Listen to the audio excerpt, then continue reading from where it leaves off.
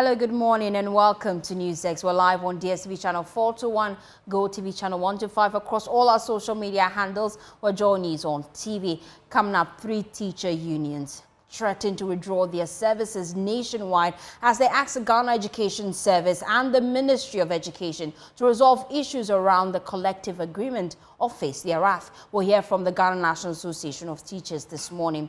Also coming up, major pipe burst in Dodowa leaves some communities without water. We'll speak to the Ghana Water Company Limited this morning as we get to find out the measures they're putting in place to mitigate the impact on residents. These plus business updates make up this bulletin. My name is Faustina Savo. Please take a seat and be my guest.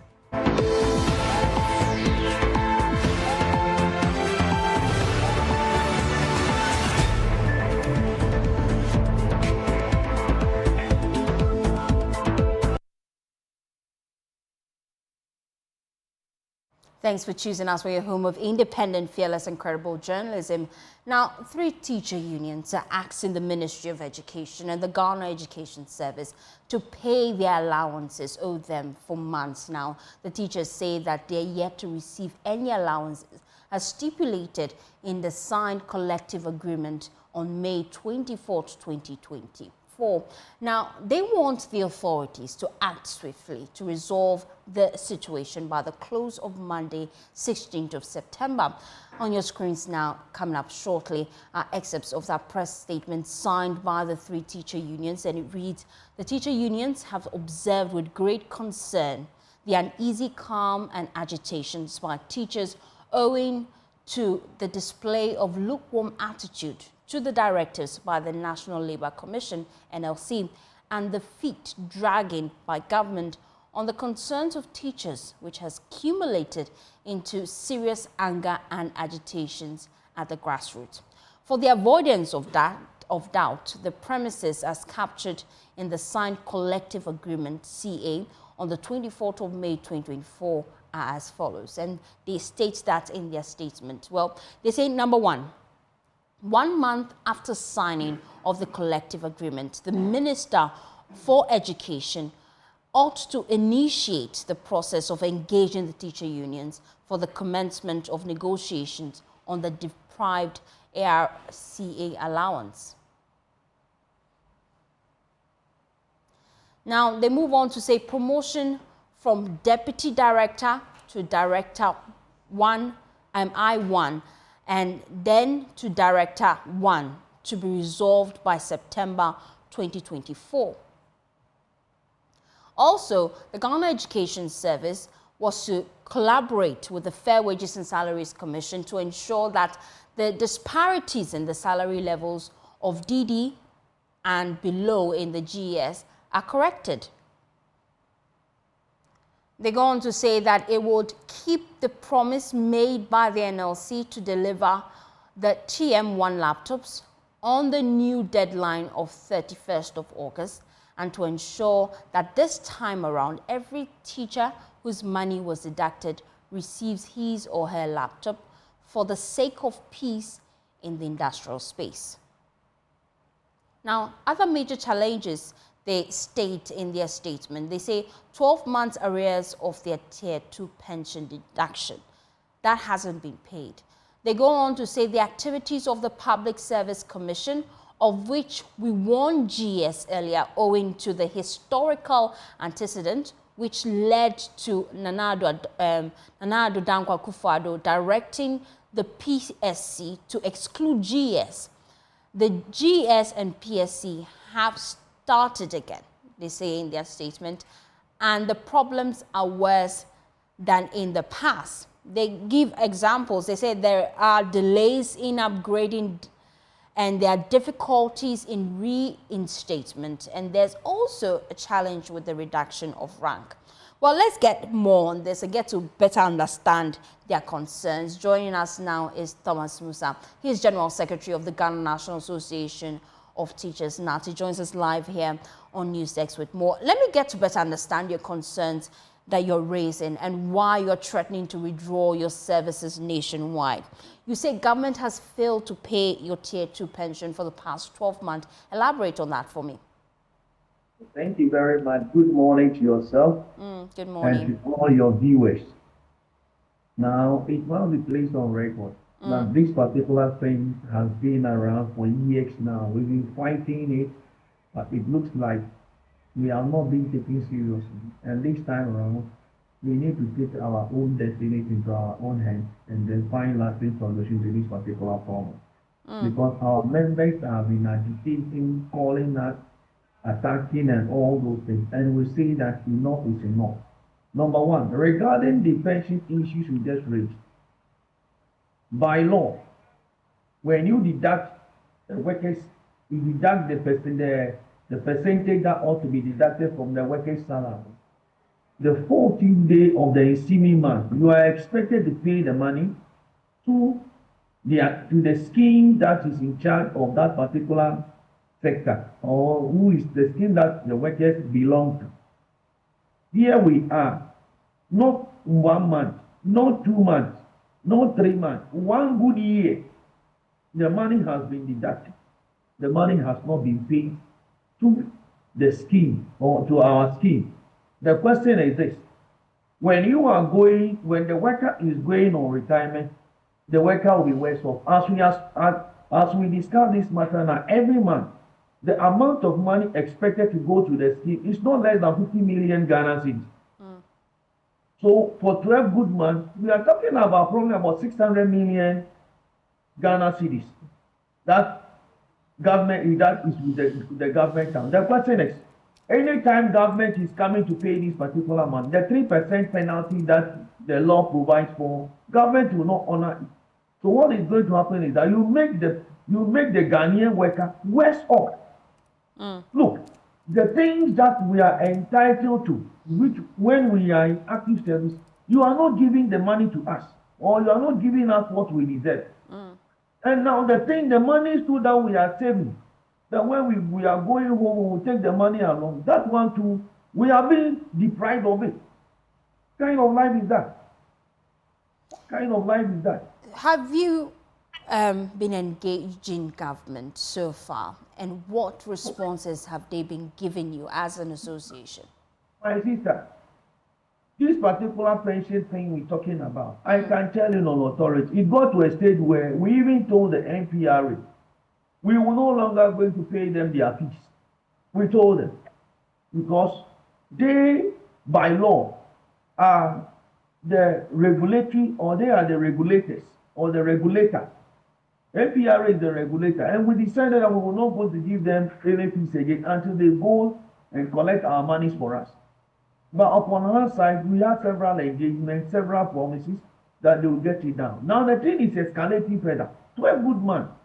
And please let me talk briefly about the other things we've mentioned. The first one is about the deprived area allowance.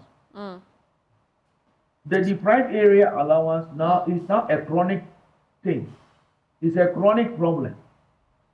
As far back as 2009, we've been talking about this thing. This time we are saying enough is enough. It must be implemented. And we've given the deadline 16th of September. The second thing we mentioned there is about the promotion from the deputy director rank to director 2 and subsequently director 1. You see, in the Ghana Education Service, per our scheme of service, you can write up to director 2. Director 2 are the people who occupy the regional various education directory. But regarding the issue of director general and then the deputy, that one is by establishment or political, it's a political appointment. But here we are. We have a lot of our people on the deputy director rank. And during the time of signing the collective agreement, we all agreed that by September ending, this thing will be done.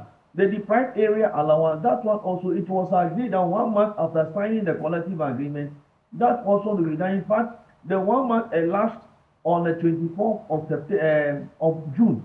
And the DD thing we are talking about, we gave them up to September. All these things are in a collective agreement. The other one we also mentioned was the fact that, if you could recall, our director general was on level 23.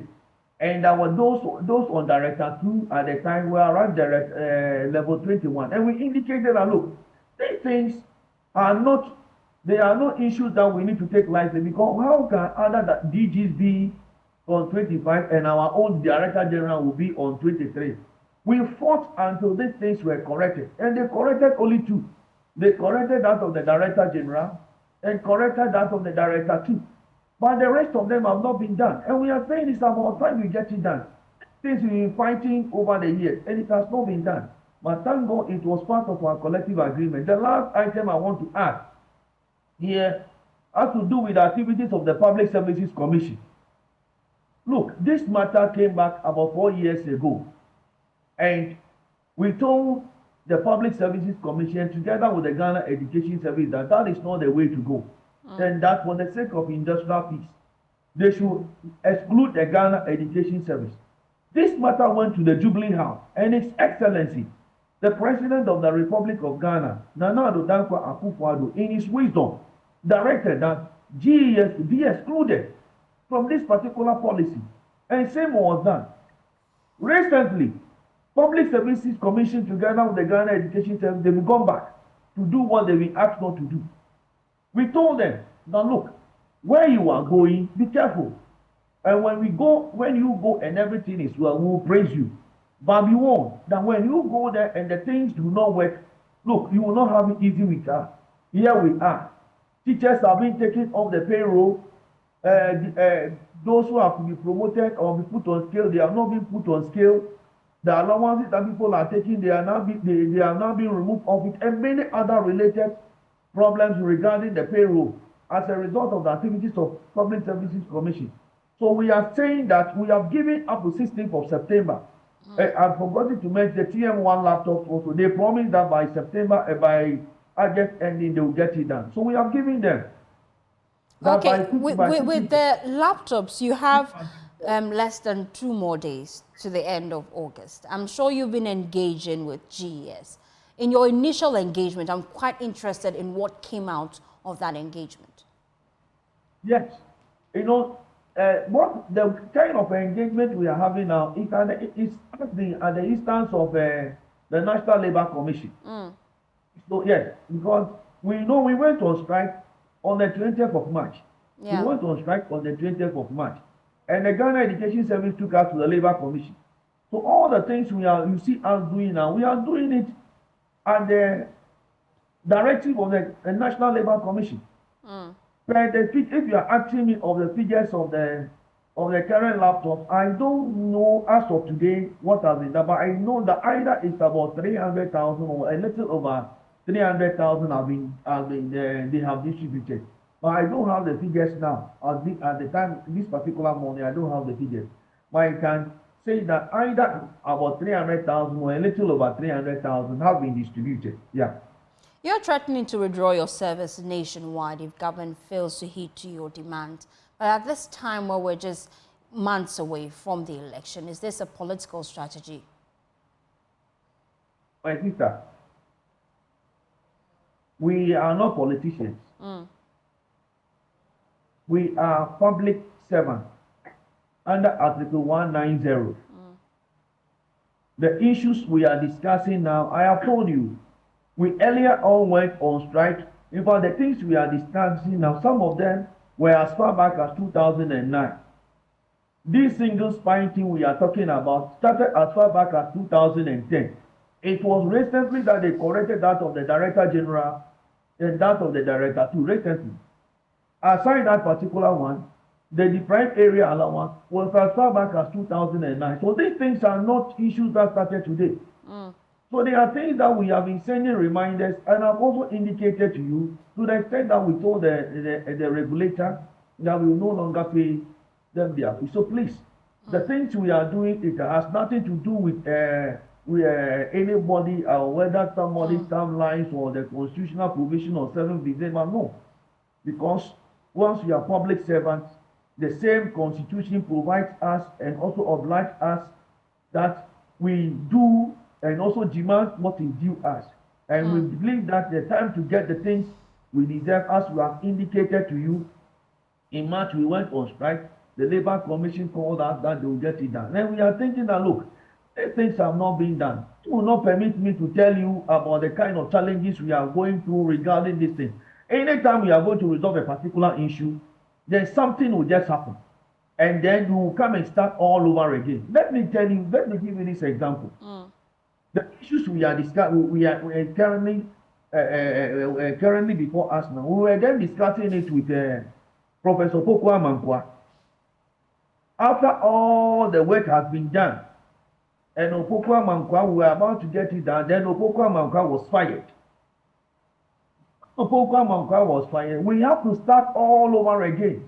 Why? Because the new person that has come in will tell you that, look, please kindly give me time to study all the documents, and then we'll take it out from there. And always, and as rational as we are, we always have to oblige the new person that has come in. And that has always been the case.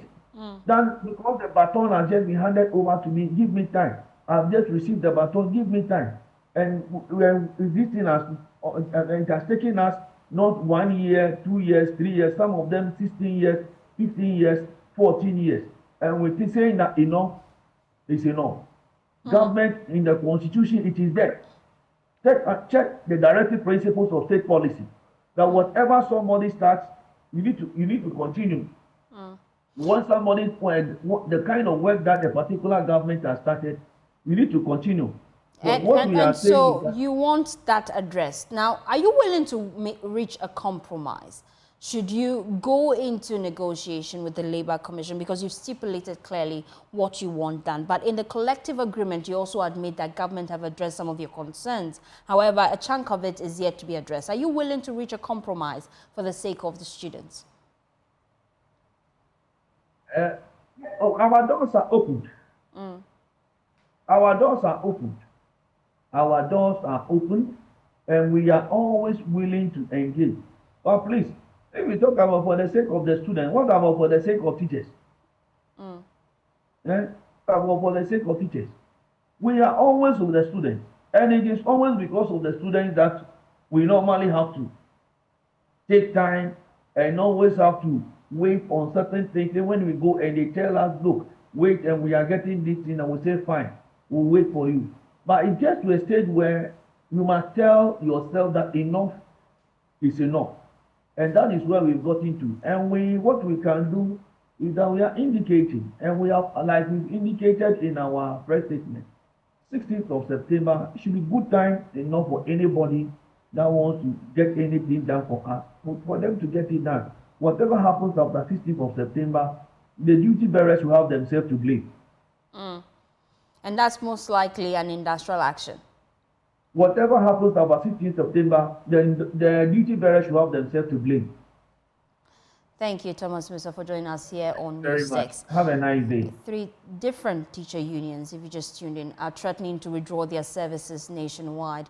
They are demanding that government live up to their expectations, pay up some allowances owed, and also live up to the collective agreement signed as far back as May. Let's shift our attention to other stories now. The Minister for Sanitation and Water Resources, Lydia Al-Hassan, is charging the Ghana Water Company Limited to deliver water in tankers to several communities in Accra facing supply challenges. The company has attributed the supply challenges to a major pipe burst in Dodowa, which distributes water to affected communities. Now, during a visit to the site of the burst pipe, the furious minister asked the company to temporarily get these communities water as they work to fix the challenge. Bukwa Asante has more in this report. Some communities in the Greater Accra region have been experiencing water shortages because this pipe here in Dodowa was burst. And the Ghana Water Company Limited has been assuring the Minister for Water and Sanitation that all resources are at hand to fix this situation. In fact, as we speak, this specific tank and the pipe has been fitted and they're just waiting for a few minutes to try and get water to come through it, so that so many communities in the greater Accra region and other parts that have been experiencing water shortages can get water. In fact, the situation as we have at hand is completely unacceptable. Completely unacceptable. We must respect our consumers. At least give them information when there are incidents such as this. They must be the first to know this is the situation we are going through, and these are the measures that we are putting in place to ensure that the situation or we resolve the issues. At least if we give them time, we give them days, then they're also prepared. We don't just leave them without informing them. If we do that, then we are disrespecting them. So they have assured me now that by close of the day, the situation would be resolved. As you can see, the pump that is causing or that caused the problem has been replaced.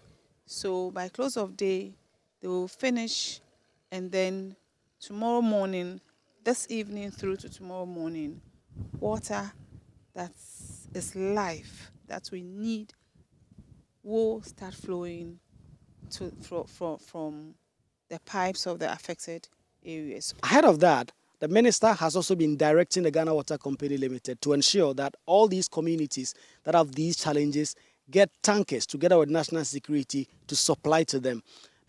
As you work to resolve the situation, is there any directive to support some of these communities with water tankers, national security, Ghana Water Company Limited? So I have just directed Ghana Water to provide water to all the communities that have been affected. So this afternoon, by close of day, all the communities, Ghana Water is providing tankers to give them water. National security will support in that regard. I have also called on NADMO to come on board to ensure that we get water. The minister is also the Member of Parliament for Ayawaso West Wuogon constituency here in the Greater Accra region.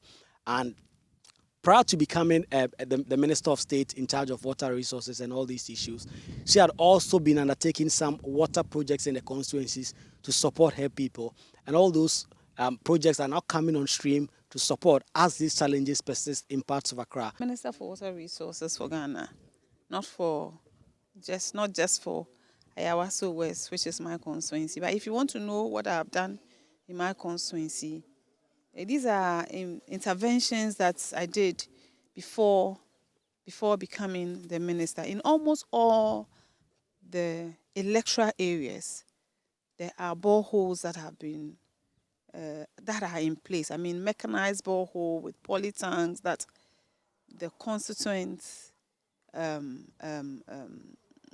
use for free. So these are boreholes that across all the electoral areas, if you talk of North Legon, where the population there is huge, there are 2 major boreholes that are in place. Legon Campus, even Legon Campus, there are boreholes in place. Jowlu, Mimpasam, Abochiman, Shiashi, even airport residential area, Roman Ridge, almost all the areas we have done intervention that supports my constituents. And as a minister, together with the water resource community water and sanitation, we are also providing boreholes across the country. So yes, Ghana Water is to ensure that water goes through our pipes. But the directive and the assurances that have now come in from both the minister and the Ghana Water Company Limited is that in the next 24 hours or in the next few days, the water challenge in the Greater Accra region is going to be fixed. Reporting for Joy News, Kweku Asante, Dodowa here in Accra. Well, let's speak now to the Public Relations Officer of the Ghana Water Company, Stanley Marte. Thank you for your time here on Newsdesk. You pledged that within the next 24 hours, the issue regarding the lack of water in affected communities would be addressed. Has that been resolved? Yeah, thank you very much for having me.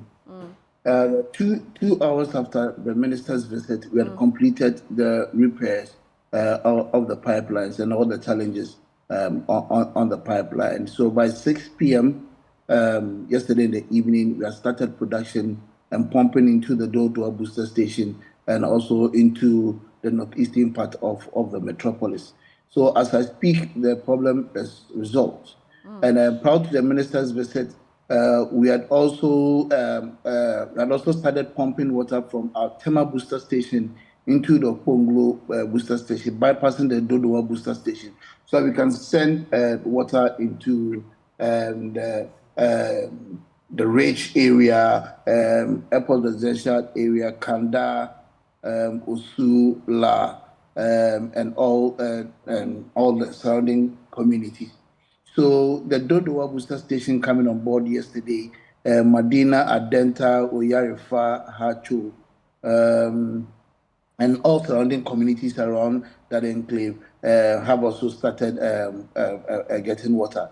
This morning, per our monitoring program, we realized that most of these areas that I've mentioned are getting water and even at high pressures.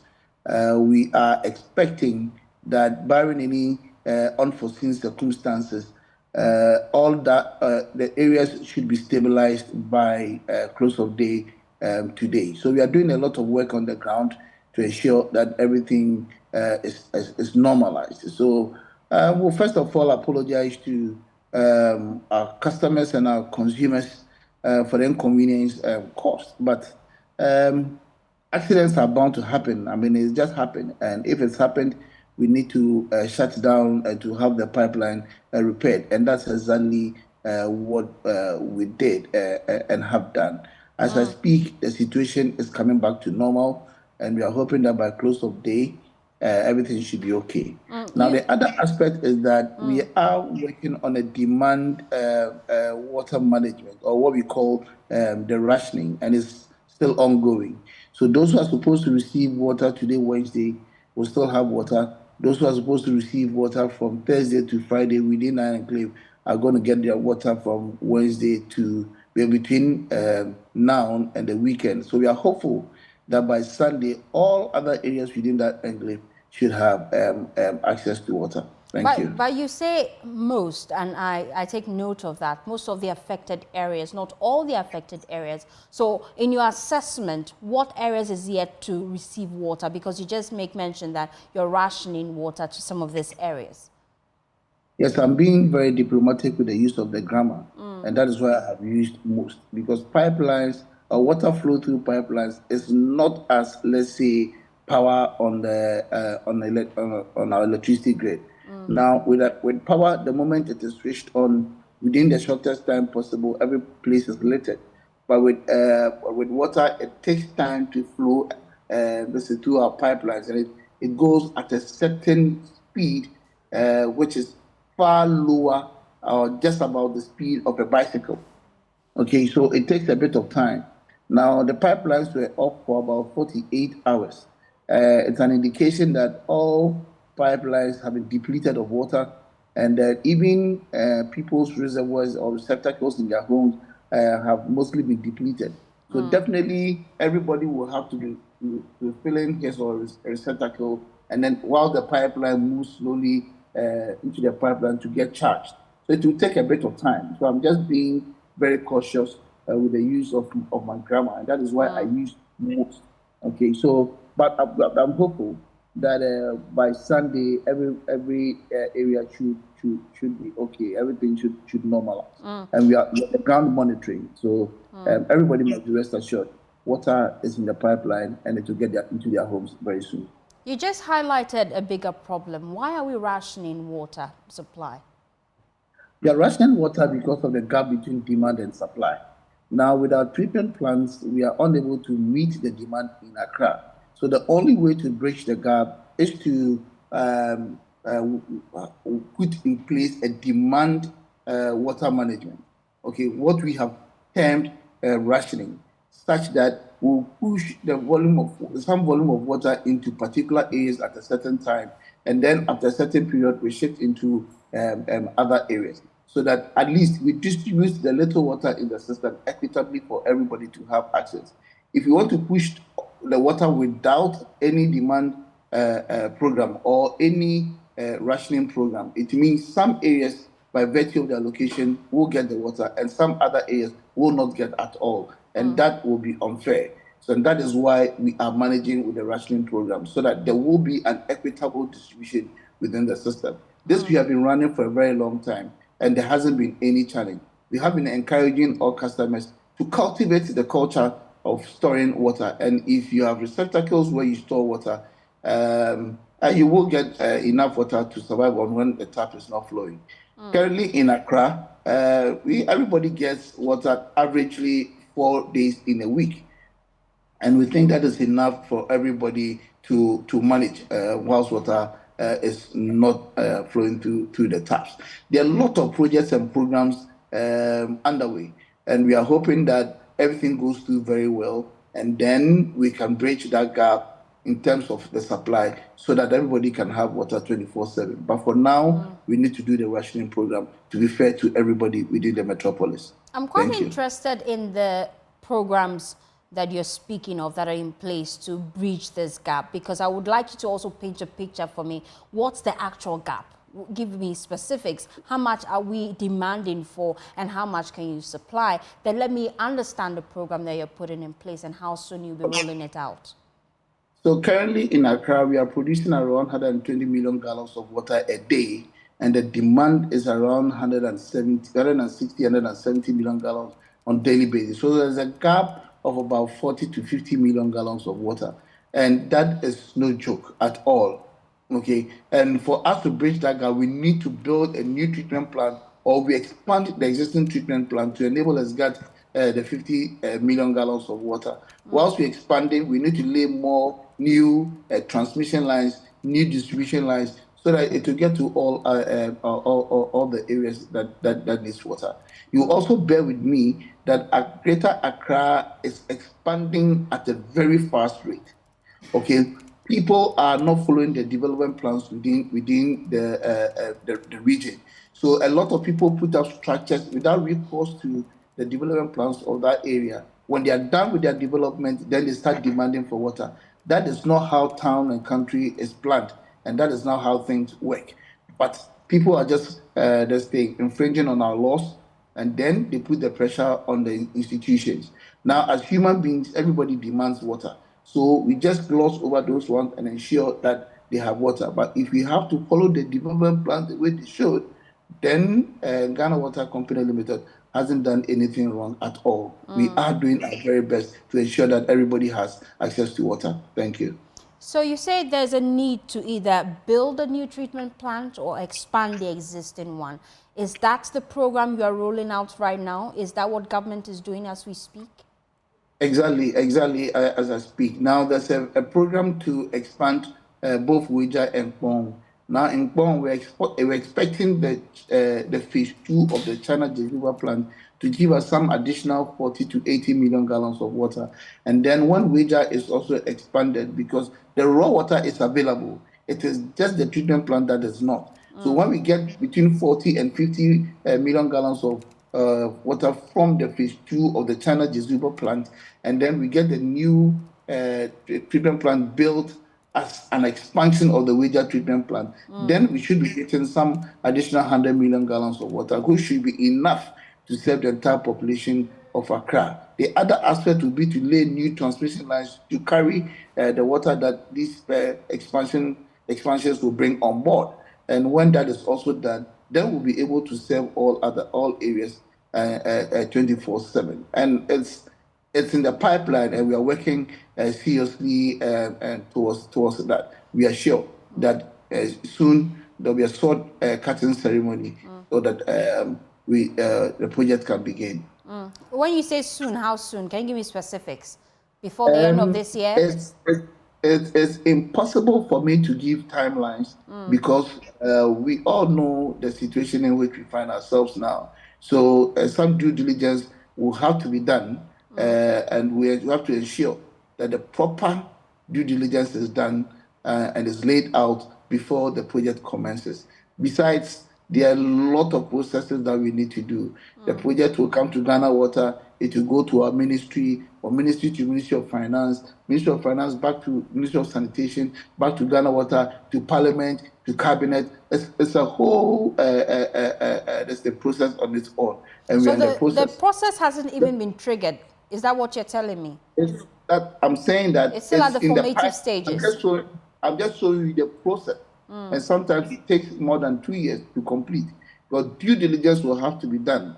You know our system, and everybody wants to do things right. Okay? It's not like anybody comes to say that I have a facility to build you a treatment plant and say, okay, go ahead and do it. No. It goes through a stringent process to ensure that everything goes well for the sake of posterity. So please, it's in the pipeline. And like I said, very soon we'll see something being done. Thank you. Thank you, Stanley Mate, for speaking to us here on News 6. He is Public Relations Officer of the Ghana Water Company. Now, the Narcotics Control Commission in the northern region has disclosed that drug use among the youth is threatening the security of people, particularly women. She noted that women are hesitant to go to their farms alone due to fear of being raped. Similarly, traders who travel at dawn for businesses are also afraid. Acting Northern Regional Deputy Commander of the Narcotics Control Commission, Prudence, attributed the situation to the increased use of illicit drugs among the youth. She made these remarks at a sensitization program on drug abuse in Tamale. The use of drugs among the youth is said to be alarming by stakeholders. All manner of drugs are used by both male and female, and in some instances, children as young as 11 have been found using drugs. It is against this backdrop that the North America Diamana Nabasha Ibrahim Idrisu organized a sensitization program using cultural dance as a platform to get the attention of the youth. The region's entertainment chiefs, known as Diamana, were drawn from various communities for the program. The acting deputy commander of the Narcotics Control Commission in the northern region, Seniye Prudence, said the sharp rise in drug use should be a matter of concern to all. Some people have lost their lives as a result of that. You go to border a yellow. The young man who is riding the yellow is high on tramadol, is high on weed. So the issue of drug and drug abuse is not just about those who are doing it, but all of us as a community. Women who go to farm these days can no longer go to farm because they are afraid that they will be by drug addicts. Women who get up early dawn to go to the market, they can no longer do that without somebody accompanying them because they are afraid that they would be robbed on the way. The North America Demana Nabasha Ibrahim Idrisu said if the menace is not stopped, the region would lose its future. Drug abuse is a menace here in Dagbon, not just in Tamale, but the whole of Dagbon. If you look at Zabzugu, if you look at Taltale, if you look at Yendi, if you look at Gushegu, if you look at Karga, Savulgu, Tolong, everywhere or every corner of Dagbon, we know that we have a problem. So this event here is marking that Nabiao against drug abuse, and the purpose of it is to just advocate, sensitize, and also educate everyone, not just the youth, about the dangers this drugs poses for us. A member of the Anti-Drug Use Task Force, Jamal Yahya Idi, said drug peddlers have found their way into schools, heightening the problem. The drug has cut into secondary schools, primary schools. And if you know, now people left their children to be in the hostels, while other people are training their children for them. You send your children to school, you not go back and check whether your children are in school or not. all what you do is what they have gone to sue. The North American Na Alhaji Mohammed Umar said they will collaborate with government and other stakeholders to start a rehab center in the area. We don't have a rehabilitation center, and most of the young people are now into drugs. And if we don't take action to curb this problem, in the future, we will not have, especially the Gomba boys who are into drugs. There will be a group known as the Gombas, but we will not have a sensible youth among them. So I'm appealing to all the politicians and the government to set up a rehabilitation center and to come together and find ways that we can do to minimize the intake of illicit drugs. Well, let's expand the conversation here on NewsDesk and speak to Peter Amadou. He's a clinical psychologist. He joins us here on NewsDesk with more. Thank you for your time. Now, let's get into this issue and get to understand why we're going through this. What are the psychological factors that contribute to the rise in drug use among the youth, especially in the northern region? Thank you very much, and good morning to your cherished viewers. And I'm excited to be engaging you this morning. We're glad to have you. In this concept. When we come to our psychological factors, in our study and our advocacy, we are coming.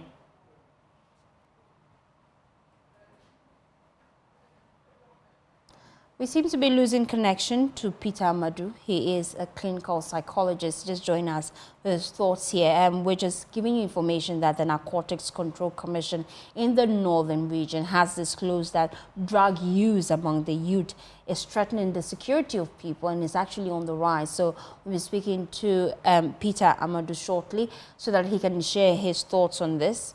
Unfortunately, I'm informed I don't have clear connection to him. We'll be back to discuss this with him after this break, and as well, business is on standby.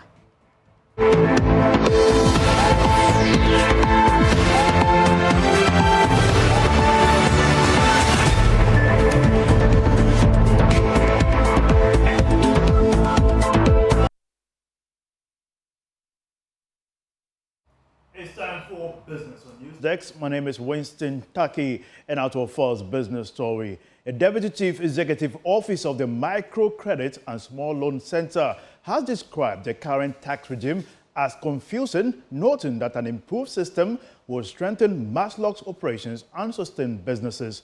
OBWMB Kwabena Asamoah has therefore backed the simple business-friendly tax system with a flat rate policy proposed by the flag bearer of the New Patriotic Party, Dr. Mahmoud Bawumia. Here's a report by Clinton Yeboah. Of the New Patriotic Party, Dr. Mahmoud Bawumia hinted of major reforms to streamline taxes and broaden the tax base for increased revenue mobilization.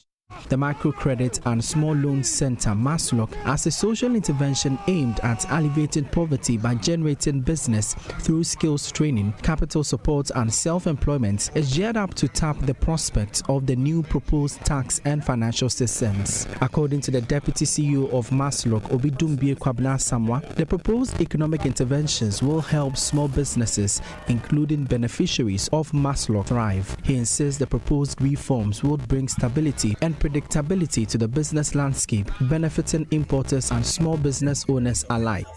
Personally, it's the business agenda. The fact that they're going to streamline taxes. Businesses need predictability. The current tax regime is extremely confusing. Quite frankly, for some of us who have business experience, it does not make sense.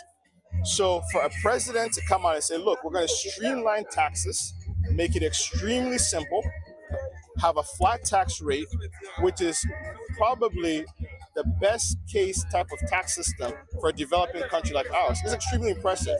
If you look at the policy towards the ports, again, streamlining things, have single predictable rates at the port for importers to be able to understand and have clarity on their charges. Also, if you look at the part of the manifesto where we are going to match the import duties of competitive ports in our sub-region. These are brilliant ideas that businesses need. Businesses thrive and flourish on predictability. And if you look at the economic policies of the incoming president, His Excellency Dr. Mamadou Bawumia, he intends to deliver stability, predictability to the business community and to the economy, and that's how economies grow. Kwabna Asamoah also says Maslock plans to entrench digitalization of its operations to improve efficiency and impact. So it's not a type of intervention where you just give social intervention away. You invest as a social intervention, allow people to create sustainable businesses so they're able then to transition away from low income or from poverty to higher income levels. So Maslock plays a pivotal role in that economic transformation that the new administration of hope, I call it the incoming administration of hope, of Dr. Mamadou Bawumia and Dr. Matthew Opoku-Prempeh, and Maslock plays a pivotal role, and I believe that Maslock will be strengthened, will be improved, will be enhanced. My current CEO, Hajia Bibata Shani Mahama, is introducing a paperless, completely digitalized system at Maslock to allow it to be more efficient, serve more people, and again, help us accomplish our core mandate of alleviating poverty. Clinton Yeboah's reports for Joy News. The country's senior partner at BWC, Vish Ishiagbo, has stated that Ghana's banking sector may not be able to actualize full digital operations in the next 5 years. Mr. Ishiagbo noted that a significant number of consumers are still comfortable with the face-to-face transactions, as the level of infrastructure development in the country may be an issue. He spoke to Joy Business at the BWC Banking Consumer Experience Breakfast Forum, which enumerated findings from a customer experience survey in the banking sector. According to the survey, speed, predictability of results, expertise, easy access, and low interest in customer concerns by staff emerged as customers' top 5 concerns. It also revealed that 64% of customers want short in-branch wait times. The survey proposed training for frontline staff to enhance product and process knowledge to guarantee exceptional customer experience for clients. Also, for convenience, 2 out of 5 respondents preferred WhatsApp to other digital communication channels. Commenting on how long the Ghanaian banking scene would take to fully operate digitally, here is what country senior partner at PwC, Vish Ishiagbo, had to say. Certainly not in the next 5 years. And that's simply because the demographics of a country like Ghana is such that we have a large population that is still coming to grips with the whole digital narrative. Beyond that, the reach of the networks, let me say, if you look across the country, the networks are concentrated in urban centers, right? But yet you have banking activity being done, for example, in cocoa producing areas, for example, or in mining communities. Even those, sometimes the connectivity issues are less. But digital relies on a network of some kind. Co-developed by PwC and Data EQ, the Ghana Banking Sentiment Index provides a gauge for the overall customer sentiment towards the banking industry. It reviewed a public net sentiment score of 10% in 2024, better than UK's at negative 25.6% in 2023, but worse than that of Kenya and South Africa. So you will find that the reputational index generally is higher than the operational, because the reputational is more within the control of the bank. So for example, if you launch a product and you run a campaign and you go out and you publicize all the attributes of that product, that will affect your reputational sentiment. But if your customers go to your ATM, or if they try and use your mobile app and it's not working, and they go online and post something, that is less within your control. That is why generally the reputational will tend to be higher than the operational. And that is why in the course of her presentation, she said that banks need to maybe spend a bit more time looking at the operational sentiment, because that was negative. So to the extent that you can move your operational sentiment into the positive, it then complements the reputational one to bring your overall sentiment higher than it currently is. PwC advised financial institutions to prioritize customer experience by giving it a seat and a voice at the table of strategic and tactical considerations while improving on experience offered customers. That'll be all for business. My name is Winston Taki. Over to Faustina Safo for the rest of the bulletin. Fausti. Thank you, Winston. And that's how we wrap up the bulletin here on NewsDesk. For more news, please log on to myjoyonline.com. My name is Faustina Safo. I'll be back at 2 p.m. with the election brief. Do stay tuned in.